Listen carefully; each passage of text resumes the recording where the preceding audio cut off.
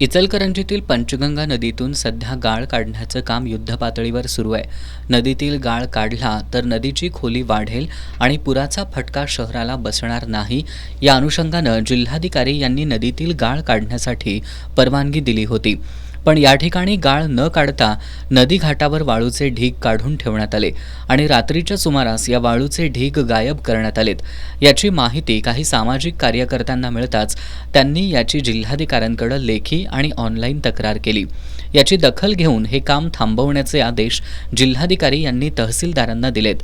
त्यानंतर तहसीलदारांनी पंचगंगा नदी घाटावर येऊन सर्व काम थांबवण्याचे आदेश दिलेत।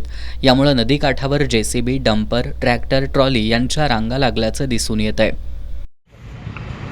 इचलकरंजी पंचगंगा शुद्धीकरणाच्या व खोली वाढवण्याच्या नावाखाली बेमसुमार वाळू उपसा करून किमान करोडो रुपयाची वाळू या वेगवेगळ्या लोकांनी ट्रॅक्टर, ट्रॉली, आयवा व पोकलँड जेसीबी लावून चोरून नेल्या।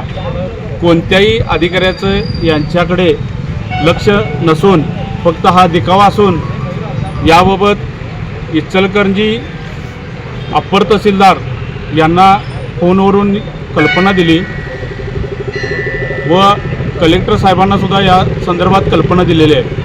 वेळोवेळी दिवसा रात्री वाळू उपसा करून करोड रुपयाची वाळू चोरून नेलेले आहे। यांच्यावर सर्वांच्यावर गौण खनिज अंतर्गत फौजदारी गुन्हा दाखल करून तातडीने वाळू जप्त करण्यात यावी व नदी स्वच्छ करण्यासाठी गाळ हा फक्त शेतकऱ्यांसाठी द्यावा।